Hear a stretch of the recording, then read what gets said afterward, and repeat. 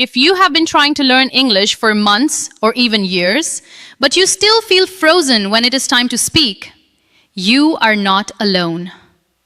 You have probably spent a small fortune on grammar books, vocabulary lists, and tutors who just drill you on tenses. You might have memorized hundreds of words and know the difference between the past perfect and the past simple on paper. But the moment a native speaker asks you a simple question, your mind goes completely blank. The frustration of this cycle is exhausting. The problem is not your intelligence, your memory, or your ability to learn. The problem is the method itself.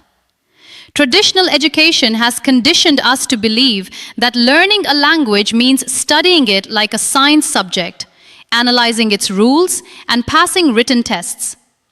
But language is not a subject to be studied. It is a skill to be developed, much like riding a bicycle or playing a guitar. You do not learn to ride a bicycle by reading a physics textbook about velocity and balance. You get on the seat, you fall, you adjust, and eventually your body just knows what to do. Learning English without books or teachers requires you to abandon the academic approach entirely and embrace a more natural, organic way of acquiring the language. You have to shift your mindset from being a student who studies English to being a person who lives English.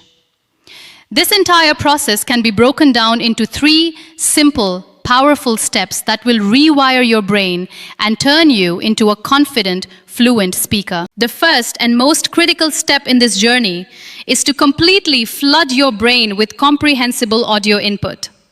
You must understand that before you can speak a word of English, you must first internalize the sounds, the rhythm, and the melody of the language. Babies do not speak for the first year of their lives, yet they are learning constantly. They are listening to the intonation of their parents, the pitch of their voices, and the context in which certain sounds are made. When you learn from books, you are skipping this crucial auditory phase. You are trying to build a house without laying a foundation. You need to start listening to English that you can mostly understand, but that is just slightly above your current level. Linguists call this comprehensible input. If you listen to a fast-paced news broadcast as a beginner, your brain will simply treat it as white noise because there is no anchor for you to attach meaning to. Instead, you need to find content that is highly visual and context-driven. YouTube videos of people doing everyday activities, cooking shows, simple vlogs, or nature documentaries are perfect. When you watch someone chop an onion while saying the word onion, your brain makes an instant, permanent connection between the sound and the visual. You do not need a dictionary to translate it into your native language. You just need to see it and hear it. You must do this every single day for at least an hour. Put your earphones in while you are commuting, while you are washing the dishes, or while you are walking the dog. Let the language wash over you. At first, it will feel strange, and you might feel like you are not learning anything because you are not taking notes or memorizing lists. But your subconscious brain is working overtime. It is secretly mapping out the patterns of the language, figuring out where sentences naturally pause, and absorbing the cadence of native speakers. A massive mistake learners make is using subtitles. If you are watching a video with subtitles in your native language, your eyes are doing all the work and your ears are taking a vacation. You are essentially just reading your own language. If you must use subtitles, use English subtitles. But the ultimate goal is to rely entirely on your ears. Close your eyes and just listen. Try to pick out the words you do know and use the tone of voice to guess the emotions of the speaker. Are they happy, angry, surprised, or confused?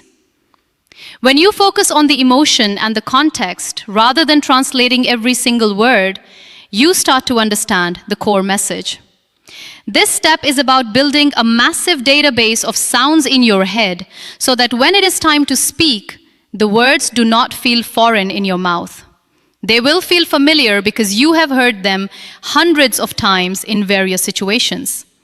You are training your ears to catch the fast, connected speech of native speakers, which is entirely different from the slow, robotic speech you hear in traditional classrooms. Once you have spent a few weeks heavily immersing yourself in the sounds of English, you must move to the second step, which is the physical act of producing the language through a technique known as shadowing and aggressive self-talk.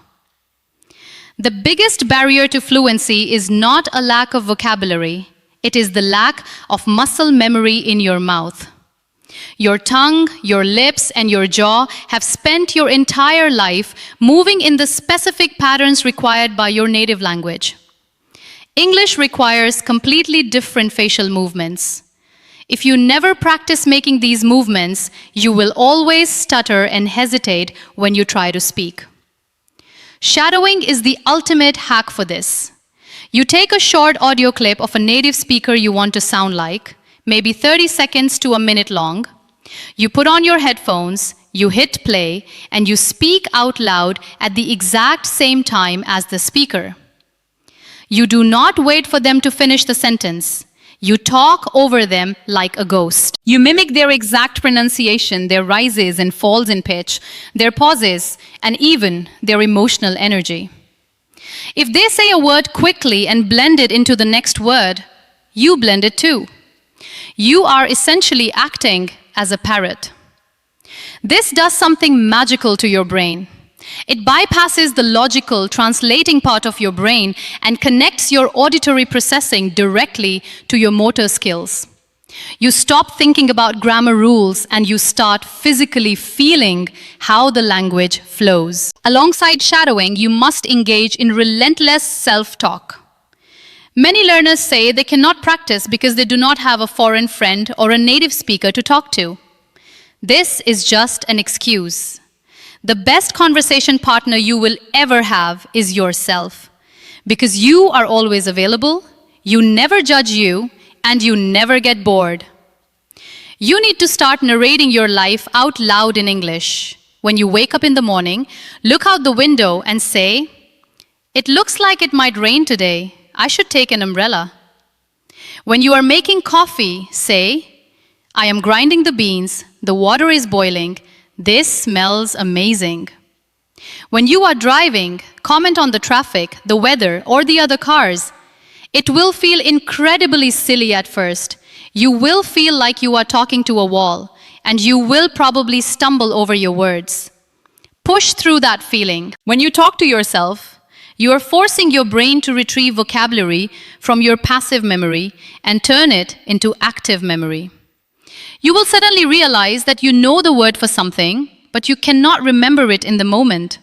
That is a good thing, because it shows you exactly where your gaps are. You will reach for your phone, look up that one specific word, use it in your sentence, and because you used it in a real, contextual moment while feeling the emotion of the situation, your brain will never forget it again. This self-talk eliminates the fear of making mistakes. The reason you freeze in front of other people is the fear of looking foolish. When you are alone in your room or your car, there is zero social pressure. You can stammer, you can use the wrong tense, you can invent words, and nobody cares. This freedom allows your mouth to loosen up and start experimenting with the language. The more you talk to yourself, the more you will notice that your thoughts start forming in English instead of your native language. That is the exact moment you know you are crossing the bridge from learner to speaker. The third and final step to mastering English without books or teachers is to ruthlessly hack your environment to force the language into your daily existence. Fluency is not achieved by studying for 2 hours a week. It is achieved by the hundreds of micro interactions you have with the language every single day. If your phone, your computer, and your social media feeds are all in your native language, you are spending maybe 1% of your day in English. You need to flip that ratio. Go into your phone settings right now and change the operating system language to English. It will be frustrating for 3 days. You will click the wrong button, you will not know how to turn on your Wi-Fi, and you will want to change it back. Do not change it back. Force your brain to figure it out through context and visual clues. By doing this, you are interacting with high-frequency, practical vocabulary dozens of times a day without even realizing it. Change the language of your web browser. Change the language of your social media accounts. Unfollow pages and creators who post in your native language and start following English-speaking comedians, educators, gamers, or motivational speakers. Fill your Instagram, TikTok, or YouTube feed with English content that you genuinely find interesting. If you love fitness, follow English fitness trainers. If you love cooking, follow English chefs. You should be in a position where scrolling through your feed is a passive English lesson. Another incredibly powerful environmental hack is to start journaling in English every night before bed. You do not need to write beautiful prose. You just need to write a few sentences about your day. What went well? What annoyed you? What are you looking forward to tomorrow? Writing forces you to slow down and construct sentences properly. It is the bridge between the fast, messy nature of speaking and the structured nature of the language. When you write, you will immediately notice if you are relying too heavily on simple sentences or if you are making the same grammatical error repeatedly. Because you are not being graded by a teacher, this writing is purely for your own self-reflection. It is a way to take the chaotic thoughts in your head and organize them onto a page. Furthermore, you should start using voice dictation on your phone. Instead of typing out a message to a friend or a search query into Google, use the microphone icon and speak it. This forces you to articulate clearly because if the phone does not understand you, it will type the wrong words. It is a fantastic, immediate feedback loop for your pronunciation. You must also change how you consume entertainment. If you watch movies or television shows in your native language, you are missing out on hundreds of hours of potential language acquisition. Switch entirely to English entertainment. Start with animated movies or sitcoms as they usually have clearer pronunciation and highly visual contexts. Do not worry if you do not understand every line. You will understand the overall story, and that is what matters. Over time, your ears will tune in to the accents and the speed, and you will naturally start catching more and more details. The goal of this third step is to make English inescapable. It should not be a subject you sit down to study at a specific time. It should be the wallpaper of your life. When you wake up and check your phone, it is in English. When you listen to music in the shower, it is in English. When you think about your problems in the car, you are thinking in English. When you read the instructions on a package of food, it is in English.